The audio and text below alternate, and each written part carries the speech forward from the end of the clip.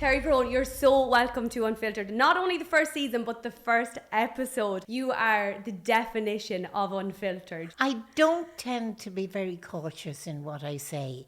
If I believe it, I'm going to say it. When you walk into a room, you just take over. Like, people want to hear what you have to say. They might not like it, but they want to hear what you have to say, don't they? I think that probably came from the kind of family I come from, because our family had a number of things going for it. Music, arguments all the time, illness, stuff like that.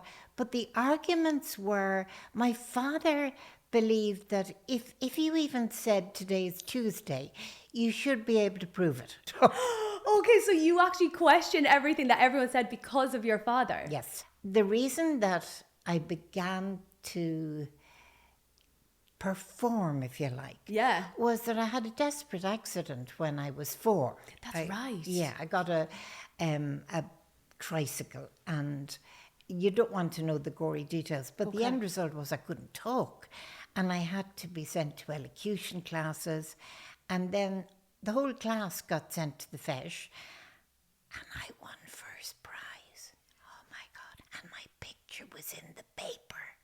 I was famous. Well, in a small way, at 7. Yeah. And did you like that feeling of like, I'm famous, people are talking about me now, people are so like the young age. Yeah. So you liked it, okay. And that's a really good question, because it was a two-way thing. In school, particularly in secondary school, when I was beginning to do television and I was a bit more famous, the nuns loved having a famous pupil to be trotted out if there was a bishop or a parish priest visiting. Yeah. But the minute the bishop or the parish priest was gone, they would give me hell so that I wouldn't get above myself. But I never wanted to get above myself. You want me to perform, I'll perform, but otherwise I'm the same as everybody else. So school was awful, awful, awful, awful. I hated school. Did you have many friends in school? I had a friend who lived on the same road, Anne Sheehy, and Anne ended up being my bridesmaid, and she was a good person, but it wasn't particular. We happened to be in the same class in school. Other than that, I pretty much hated all the people in school too. Why? They hated me. And why do you think that was? I shared this bench thing with a lovely girl named Thrassa Dre. And I would say if you went and found Thrassa Dre today, she would still hate me, because I'm a slob. I just take out everything out of the school bag. Everything went all over the place. And she invested in a big, thick ruler so she could firmly push all my stuff back to my side of the desk. I was a passionate reader, and so I would be using words that 8, 9-year-olds didn't use. That got me hated because it was assumed to be, showing off. I was asthmatic, so I couldn't play sports, so that cut me away from all of that. So really, school was not a great place. I mean, I won a lot of prizes. I won painting competitions, writing competitions, the fesh, and then I started being on television when I was 13. Yeah, that's right. That's what I was just about to say to you there. Like, you seem like you have always been really ahead of your time. No matter what age you were always so far advanced. Like, even when you were in school, and I'm going to presume you were talking about primary school there, but that's very presumptuous of me. Well, yeah, I was mostly talking about primary school, but it was when I was in secondary school. I don't know what year it was. Yeah. Sister Annunziata came in. Now, the Holy Faith nuns, if you looked at their outfit now, they had this huge kind of a shelf thing that their veil sat on. And they were then all covered up with white stuff, and they had this vicious belt that they would strike us with, except that at some stage some nun struck my sister, and she came in at lunchtime and said this to my mother. Hilary wasn't that bothered. My mother said, "Get your coat back on." and went straight down to the school, went to the headmistress's office and said, if anybody in this school lays a hand on either of my daughters, I will have you in court the next day for common assault. Wow, Terry. I'm really shocked to hear that, if I'm being honest. And I'll tell you why. I would have thought that was like nearly the done thing. I know it wasn't okay, but I thought people accepted it. But that's incredible. My that mother your mother didn't didn't accept. My mother had Wow. a powerful sense of the rules and a sense of where she fitted. And it was fascinating to watch her in action because she was a powerful role model. She was infinitely courteous, but thus far and no further with you. But anyway, when I was in secondary school, Sister Annunziata arrived into this class this day and said, I have 2 tickets. This was before people talked about a pair of tickets. I have 2 tickets for Teen Talk. Now, I'm looking at her going, because we didn't have a television. My parents didn't approve of television, so I didn't know what Teen Talk was. They totally disapproved of television. They thought it was the greatest waste of young people's time. Time was for reading books and learning stuff. Wow, that's fair. Well, listen, it paid off well for you anyway. But also, I don't know, you're too young to remember, but television at the time included a thing called Mr. Ed. Mr. Ed. You never saw the teat. The horse. The horse, my dad always, he always referenced to him, actually, my dad and my granddad. I've often heard of him, yeah. It was the worst thing ever done in television. It was vile. So I didn't miss that much. But anyway, Teen Talk was this program. Right. And they had an adult panel. Right. And an audience full of teenagers. Now, they were kind of late teenagers. And they were people who went on to be famous, like Vincent Brown. They were people who were in university and that sort of stuff. And they asked questions, the panel answered, and then there was toing and froing. So the girls were all terribly excited because the guy who presented it was one of these guys. Do you know, every now and again, a television woman or man comes along who isn't just good at what they do, but everybody just loves them. They're lovely and it shows. They're genuinely nice. Who do you think, sorry, I'm stopping you. Who do you think is that person right now? Not going to answer that. But in America, it was, until he died last year, Alex Trebek, the guy who presented Jeopardy. He was a Canadian and he was just an honest broker and he wasn't full of himself. But the guy at the time was, in Ireland, a guy named Bunny Carr. And apparently there used to be a procession of cars on a Sunday afternoon out through Sutton with people just wanting to look in at his house. He was that adored, he was that famous. So fine, I didn't know any of that. So Annunziata, Nuncio as we called her, said she was going to send a girl from 6th year and Terry Prone. And I'm kind of going, oh, okay. By golly, the sisterhood did not kick in. Oh, the sisterhood didn't kick in.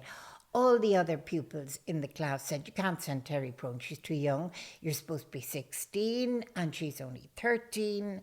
And Nuncio looked at them and she said, Terry will wear the very high heels that she doesn't think I know she has.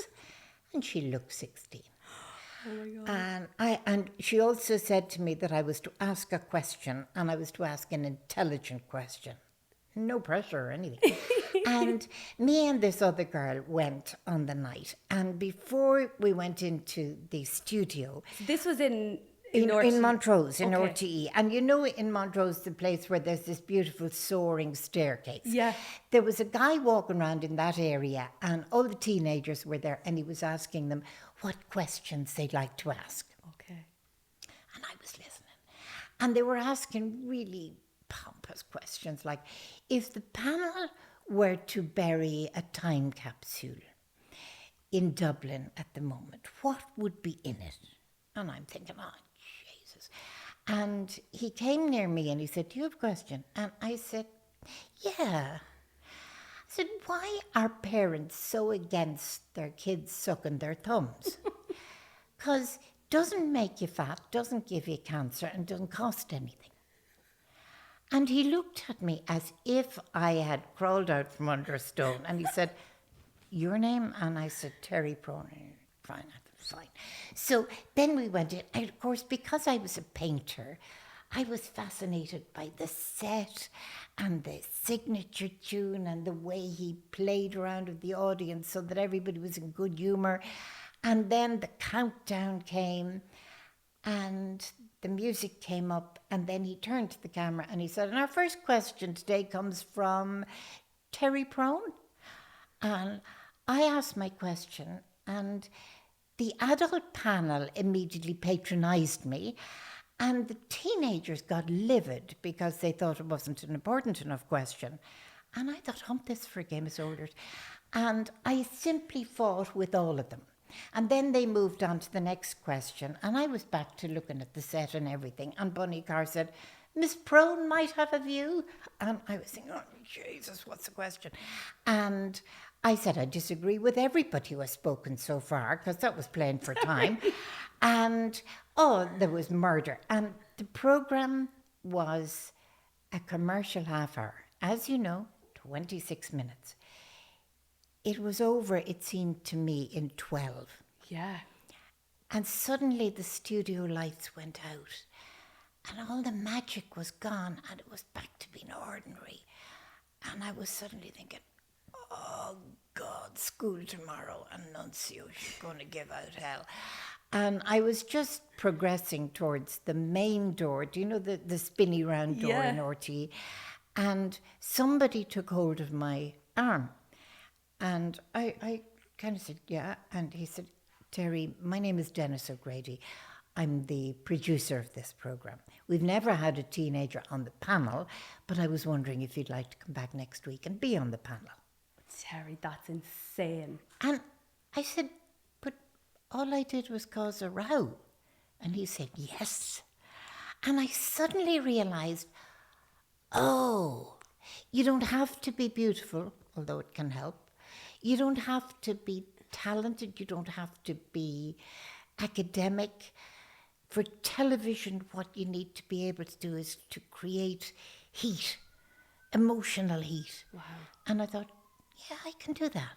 And so I went back the next week. And from then on, at 13, I was a panellist there. I was a panellist on the Late Late Show. And I was being stopped in Grafton Street and asked for my autograph. I can nearly feel it from you, like how you felt when you walked into the studio, because I honestly get the same feeling. I know the feeling you're talking about. It's the best feeling ever. Isn't it? It really is. But what I'd like to know is, you know, when you ask that question, were you thinking in your head, right, I'm going to ask something so different than everyone else because they're so boring? Or like, were you just been like, I'm just going to ask this question because you didn't know what to ask? No, it was, my mother had a thing where if you were average, if she would read something that you'd done for school, you know, an essay, and she would say, it's average. And you would want to go in a corner and die. Yeah. And you would tear out the page and start again. Because being average was never, you had to be exceptional. And exceptional just meant it sometimes just meant surprising people, making people go, ooh. And that's still true of radio and television. I'm fascinated when people go on, do you know the panel programs where they're looking at the newspapers of the day? Yeah. And they arrive unprepared, as if it was okay to do pub talk. It's never okay to do pub talk. So that was why it had to be different, and even if it was not an unimportant or a worthwhile question, as long as it was different, it was important. Like, were you always like, accept me for who I am, take it or leave it? Or was that even a thing in your head? That last question is the point. It wasn't really a thing in my head. It was, you see, if you were going into the fesh, if you were competing in the fesh, it was a performance. You had to hit particular marks. And similarly with television, and even, you know yourself, you're doing a radio program and there's two other people. You're in maybe minute 3, and one of the other people says, well, as Sarah said earlier, you're winning. You're winning because you're setting the agenda. It's something that I train people to look out for. Are people referring back to what you already said? And if not, why not? It was never a thing of, do you love me? Do you really love me? Am I adequate? None of that. I knew there was a job to be done. Yeah, and I really appreciate you saying that, because I know exactly what you're saying. I can really relate to that. Like, you can have fun, but there's still a job to be done. And I think that's the biggest mistake that people make when they come on TV or radio, as you just said there. They think they're watching, say, the likes of you or, say, Jennifer Zamparelli, and they're like, it looks like you just rocked up because you make it look so seamless. Did you find choosing being in the media industry challenging back then, knowing it wasn't a progressive industry for women at the time?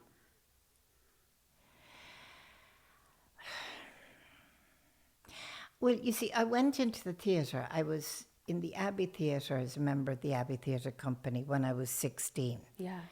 I was really good. I mean, I was just really good. And I was summoned to the artistic director's office this day. And he said, Stan, Miss Brown. And I thought, this is not good. And he told me that I was the best of the young actors that he had. And I'm thinking, this is still not good. And then he said that he couldn't cast me as Juliet or as any romantic lead because I was so fat. And that I needed to do something about it because, yes, I was a very good character actor, but he had 50 and 60-year-olds already doing that. And I'm sitting there thinking, but I have tried so hard. I have tried so hard and I can't do this. I would lose 2 stone and I walked out and I knew that's the end of me as an actor. That's just the end. You thought it was the end of you as an actor because he said you were too fat? Yes. Wow. Because he was right. I was going to be playing 60-year-olds when I was 17. What's the point? And by one of the weird coincidences in my life, at that time I got offered a radio program and I moved into radio where they can't see you and they don't know what shape you're in. So I'm sitting there and this man came over and he said, you're Terry Prone, aren't you? And I said, yes. And he said, my name is Billy Wall. I'm the producer of a new program that's going to be coming on in about 5 weeks' time. Every morning. It's going to be called the Gay Burn Hour. And I was wondering if you'd like to be the researcher and scriptwriter. I became the scriptwriter for Gay Burn. And it was just magic. Now, so you, like, Gay Burn would have been absolutely huge at that time. So were you kind of taken back, being like, I'm going to be working on his show? Or were you just take everything in your stride, do you? It wasn't so much in my stride as the sense of I'm going to get to work with the best. I really like the way that you communicate, in the sense of you're honest, you're direct, you're to the point. I think most people don't like that because they're not able for it. Whereas the reason I would like that is I'm like, I don't have time. Come on, move it on. Just tell me now where I'm going wrong so I can learn fast, move forward and just get on to the next thing. I'm like, I can't be dilly-dallying. But why do you think people can't really handle direct communication? I think that people have, and it's one of the most dangerous urges, they have an overwhelming urge to be liked. Yeah. A need to be liked. Yeah.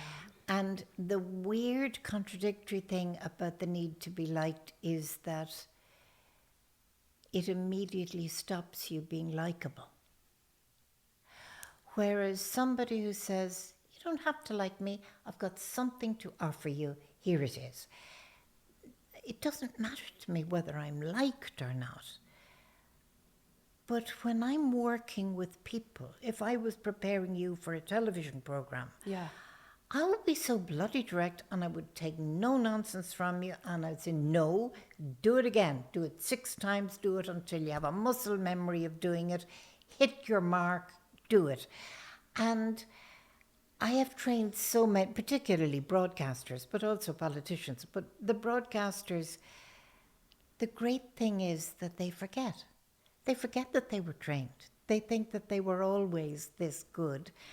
And that's the best thing in the world, because why would I need them to be remembering that it was me who told them to do this, do that, stop doing that? And like that, again, it comes across like a really seamless situation. And even they believe that it's seamless, but they've actually been trained by one of the best communicators in the country. But you also, when I was writing, I did a memoir called Caution to the Wind just before Christmas, right? And it's in all good bookshops and all that jazz.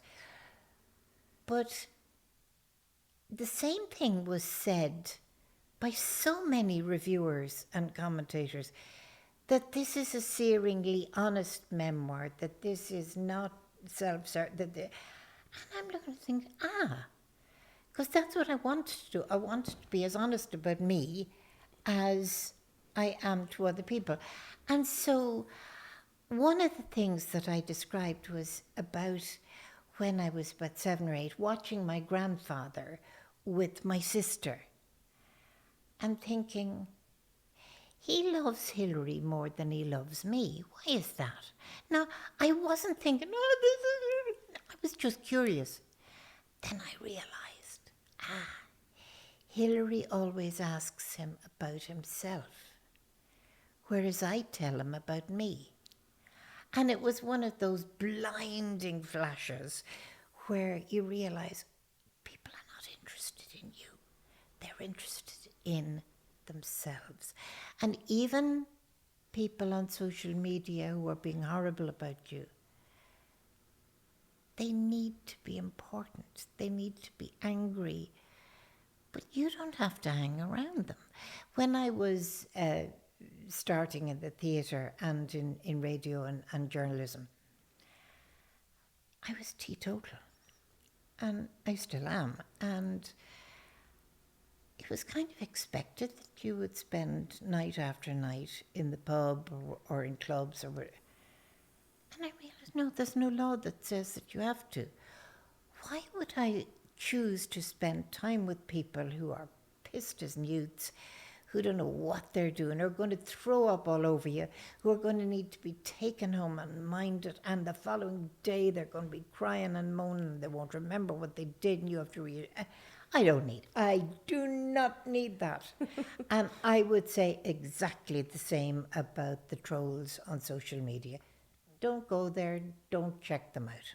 I totally agree with you. I really do. And I think that'll be so refreshing for other people to hear, because as you were saying earlier, the people keep going back for it. You don't have to read it. And also you made a really important remark there about they need to feel important too. Yes. And that was one thing I remember looking at an interview with Simon Cowell, and he said he learned from a young age from his dad that everyone in a room, and it honestly stuck with me for like forever to this day, from a very young age, that everyone wants to feel important in a room, no matter who they are. It doesn't matter how famous they are. They want to feel like they're important and they're worthy of being there. And also Oprah also said as well that she'd done over, I think at the time she said maybe, I don't know if I'm raving, but I'm almost certain she said 36,000 interviews. Mm-hmm. And she said that every single time they came off set and they were like, did I do okay? Like, we are always looking for approval. That means that each of us has the most fantastic free gift available to us every day to give to somebody else, the free gift of attention. Yeah. I think, can I give somebody a bit of advice through your podcast? Yes, please. If there was one thing I would say to anybody who's kind of anxious or worried about get 5 coins, 20-cent coins, whatever. Put 5 in your left-hand pocket as you go out in the morning.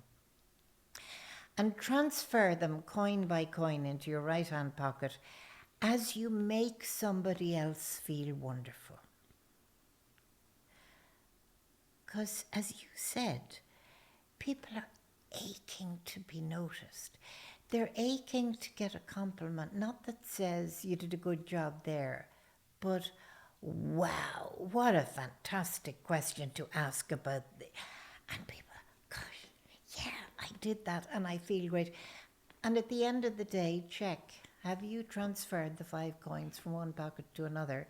Because if you have, you don't need to go on social media to find out if you're a good person or a bad person. You're a good person. Yeah, that's really nice piece of advice, Terry. I think people would really, really like that and appreciate it for sure. I always feel like you have this like hardcore exterior. You're a very independent woman. But would you ever reach out and ask for help? Or are you just like, I'll do it myself and that's it? She's laughing. My lovely husband, my lovely late husband, Tom Savage, was being interviewed by a journalist at some stage who said to him, what's it like to be married to Terry Prone? And Tom thought for a minute and then he said, it's like living with a leaky football. He said, she goes out Monday morning all blown up already and I get her back Friday evening completely collapsed. And he said, it's my job over the weekend to re-inflate her. Oh, that's so lovely. I didn't ever have to ask him.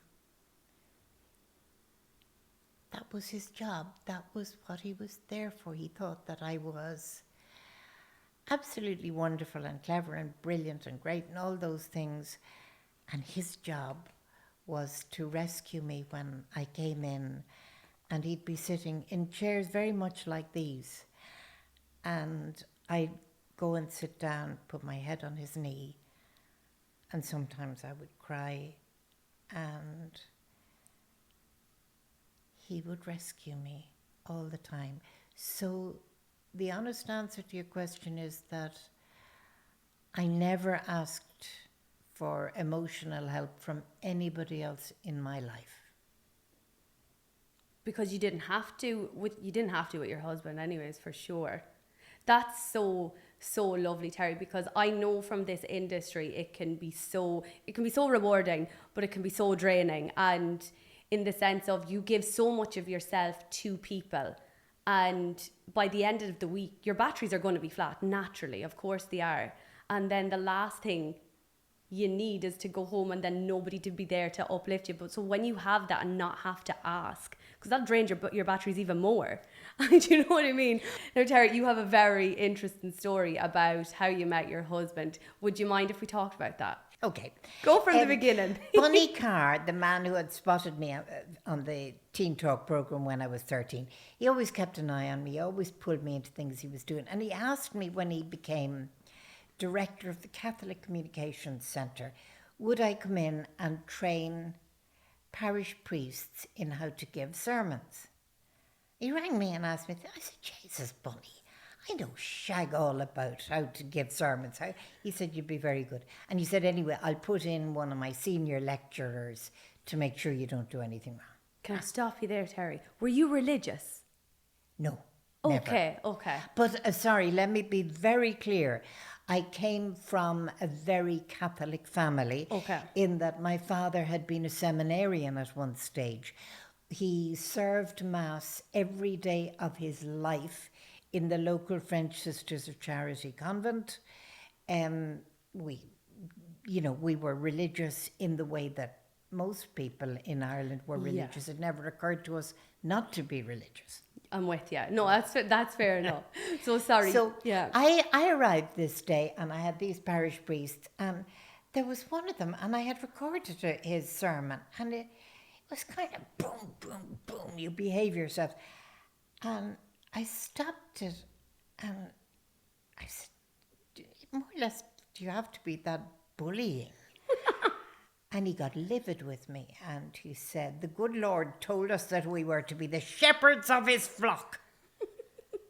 And I said, yeah, but not sheepdogs. Terry. And the rest of the priests laughed, but the senior priest who'd been put in to watch me stood up and left. And I thought, oh God, am I ever in trouble now? So when the coffee break came, and fair dues to the old priest, well, he was 50, I'm kind of past that age myself. He was only in his prime, Terry. Nice one. He said that he would try and not be a sheepdog, which was very decent of him. But when I came out, I went down to Bunny's office and I said, your senior guy left. What do you say? And Bunny said, he said you didn't need him watching over you, that you were flying. Oh. And this was Father Tom Savage. And he had a beetle haircut, and I began to get to know him. I began to be fascinated by him. And he would sometimes drop into my parents' house in the evening, because you see, I didn't have a social life. I was never anywhere else. I'd say, any chance of a cup of tea, 4 spoons of sugar. And this evening, my parents were, I think they'd gone to the Abbey. And as I was listening to him, I realised, oh shit, I actually love you. Yeah, and this is no good, because you're a priest and you're a priest for good. And I said, more or less, that I needed to say this because honesty and all that jazz. And he smiled at me and he said, oh, Tess, I think you know I've loved you since the first day we met. And I think we should get married. Now, I'm further away from him than you are from me now. And this is a man who's never touched me, never kissed me, never as much as put his hand on my shoulder. And there's a long stunned silence. And then he said, do you think you could come over and sit beside me? And that was the beginning of 3 years of hell, because the Catholic Church was horrible to him, because they fired him immediately. Our families were desperately upset. They disapproved. So it was just a bad 3 years. And then slowly, it was like sunflowers turn into the sun. Everything gradually came right, and our families, my father asked to give me away, and it was all beautiful. Very unique story. But again, it wouldn't be you if it wasn't unique. Really though. But like, I just want to know, so when you met him, were you, because we all know that feeling of like when we meet somebody and you just can't stop thinking of them.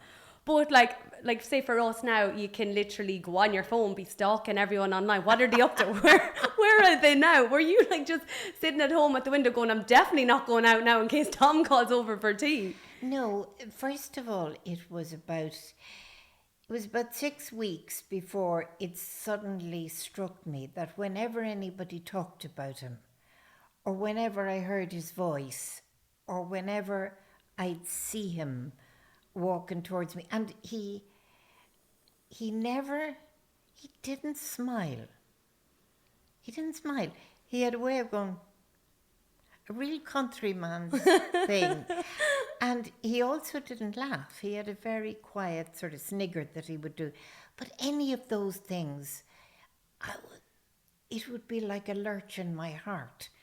And it took me a while to realise, oh, this is it. Like that had to have been so controversial. And oh my God, like priests were like, and probably still are like local celebrities really.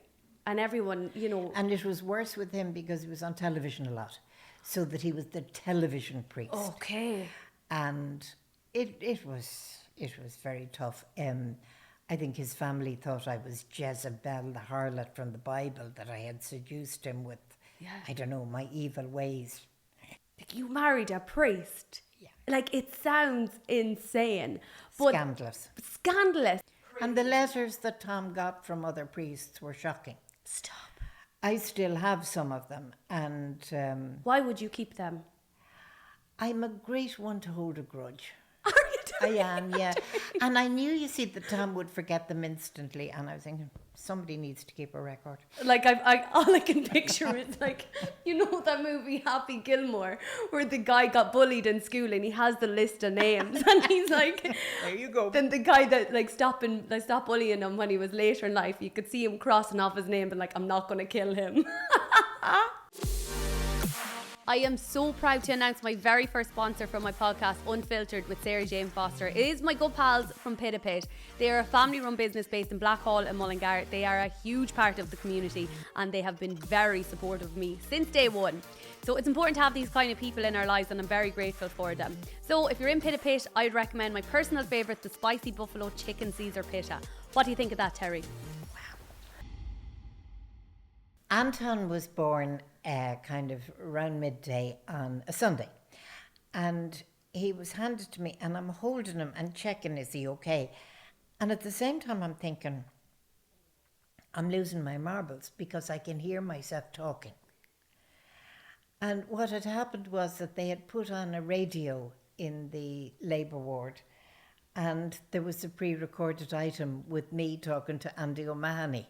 So it wasn't that I'd lost my marbles, it was actually me talking. And I said to the nurse, I was due to do an interview tomorrow. And she said, yeah. And I said, well, I can't do it now. Terry. And she said, what's your problem? This is a hospital. You leave Anton here, he'll be grand, go do your interview. I said, wow. So I went off and the interview was with a fabulous, lovely broadcaster named Vincent Hanley, who had made it on MTV and who later died tragically young, but he was really good. And I did the interview with him and towards the end I said, you know, I was changing battery or tape or something, and I said, you don't seem yourself. And he said, you said you were pregnant? I said, oh, sorry, I had him yesterday. He's grand. Terry. And Vincent is looking at me, and you can tell he doesn't want to be in the same room as somebody who's just had a baby. And then I realised, this is it. It's really simple. Babies are light. They're small. You take them with you. And that is the ultimate reason for breastfeeding. Let's not have any of the big health stuff and the virtue and all that jazz. Breastfeeding is handy. There was an item on the Gay Burn Hour every week called the shopping basket. And we went to 5 different shops and compared prices. I put them up on my back and off I went. And it's amazing the places that you can take a baby if you just take a baby, if you just don't make an issue of it. The former president, Mary McAleese, said that the funniest meetings she ever had were with Anton when Anton was about 6 or 7, because she said his father would arrive in, introduce Anton as if he was an adult. Mary McAleese, this is Anton. And Anton would take the attitude that he was the adult, and if anybody wanted an opinion, he would be happy to offer it. And she just thought this was the funniest thing, that a kid would be brought into it, and she absolutely loved it. And again, it was because Tom thought Anton was the most perfect human being who ever lived, the most interesting child, the cleverest human being. And why wouldn't he bring him wherever he was going? Of course. Yeah, it's so refreshing. And then do you think that that's why, because Anton is in this industry now as well, so do you think that's why he's in this industry? Because he grew up with it with you. He went to your meetings. He's seen you in action. I think that some of the reason that he is in our businesses, if you like, are because he watched me and Tom, for example, training people, helping people when they had a crisis in their life, and he was very fascinated by that. And he's just a brilliant trainer. He's much better trainer than I am. Wow. And that's saying something, because I'm very good. But Anton can see around corners and see possibilities that I might miss. But then the broadcasting thing, it wasn't just us. His godfather was Bunny Carr. His best pal was Gay Byrne. He used to go up to Gay up in Howth on his motorbike, because Anton had a motorbike very early, and the two of them would sit down, drink tea, discuss motorbikes, and he would learn and hear things, particularly about standards, that it wasn't good enough to take a guess at how a word was pronounced. You found out. You found out. You know, it wasn't good enough to come into studio just as the signature was playing. You had to be there in enough time to have everything sorted. So before he was ever the broadcaster that he is now, he was a doyen of standards, and he was training broadcasters that are now household names. Wow. And he was training them when he wasn't a broadcaster, before he did broadcasting. So he's very much his own man, Anton. He is not son of. If I look back, I probably involved Anton too much in the publicity for things that I was doing. I look back and I now think pictures of him with me when he was 4, when he was 5, now he had a great time, he loved doing it, but he was in no position to make that choice, to make that decision. And if I was doing it again, I wouldn't involve him. Yeah, that's fair enough, and it's good that you do recognise that. And I suppose again, you kind of have to apply that advice to social media. People post their kids all the time, and I really believe that people don't actually understand the power of social media. Sometimes they say, I only have a couple of followers, and it's like, yeah, but you don't know where that can go. You've no idea where it can go. Anybody can screenshot anything, Yeah, and send it to anybody else. Yeah, and like that, it has its positives and it has its negatives. If something was to go viral and it was, you know, to give you great publicity, that's great. But like that, then if it's something that you don't want, it can't be great. But yeah, it is good that you've recognised that for people on social media these days, for sure. Terry, I want to talk about your book. You have a book out. Tell me about your book. We can't not talk about it. It's called Caution to the Wind. Can I tell you why it's called Caution? I was just about to ask. You're like Anton now. You know what the other person is thinking. Then. Well, no, it's just that my life has been kind of reckless, and I've done all sorts of exciting things, but I couldn't think of a good title. And my agent was sending me, lovely Jonathan, he was sending me suggestions, and I was saying no, and then I'd send, and I went to Next in Newry this day, bought a skirt, and as I was hanging it up when I got it home, I looked at the label, and the label said Caution to the Wind, and I said title, yes. What made you write this particular book?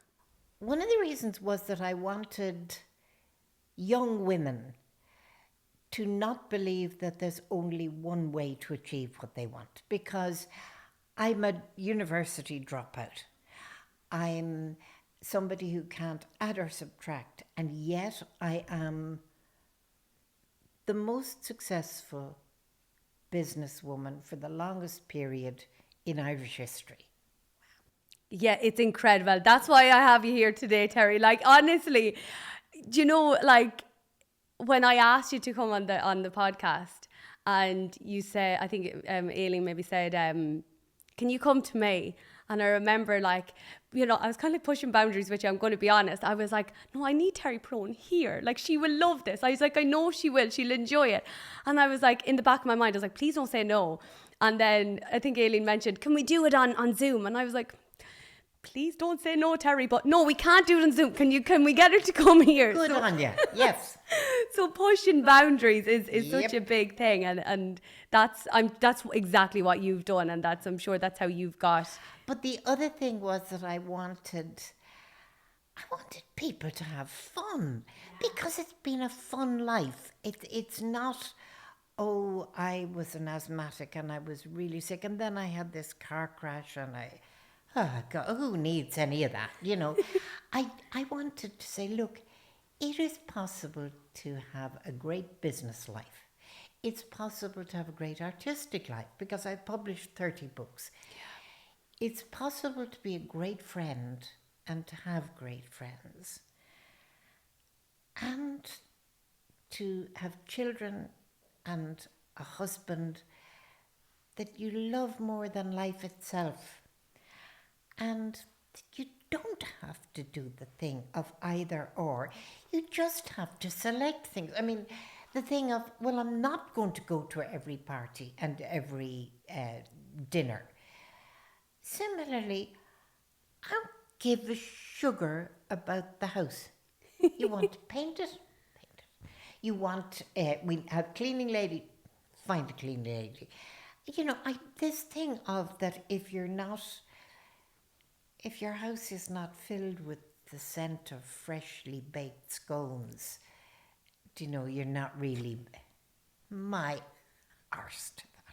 You know, you pick and choose the things that matter. The things that mattered to me were Tom, Anton, the company, the people who worked for the company, the people that we were training, and books, just to be able to shut the door. The book deals with my childhood, with encountering Tom, with the suffering that happened there, Anton, and then Tom's cancer, and finally Tom's death. What a way to end your book as well, to have had Tom by your side and to be so significant in your life. And then, you know, to end the book with Tom and just talking about your fabulous... I wanted people to know Tom. I wanted, because he had roles like he was chairman of the RT Authority, but that's just a role. I wanted people to know him the way I knew him. Yeah, and I think it's also nice when somebody passes away that you continue speaking about them and keeping them alive. I think it's so lovely. What do you think? It was something that Tom used to say to people when he was a priest. He would say, people don't die if the living keep them alive in conversation. Yeah, and it's so true. And I also think as well with death, like when people, you know, if they see somebody being upset about somebody after passing away, I always find that just because you don't acknowledge the person that's passed away, it doesn't make you forget about the person. So it's so much nicer and easier to continue to talk about the person and to keep them alive. And being honest, like throughout this whole conversation, I never felt that Tom had passed away. It really felt like he was here. And I would be a spiritual person, but it definitely felt like he was here. It didn't feel like he was gone. Thank you so much for sharing all those lovely memories with them. It was really, really nice. Thank you so much for coming on Unfiltered. It was fabulous. Thank you.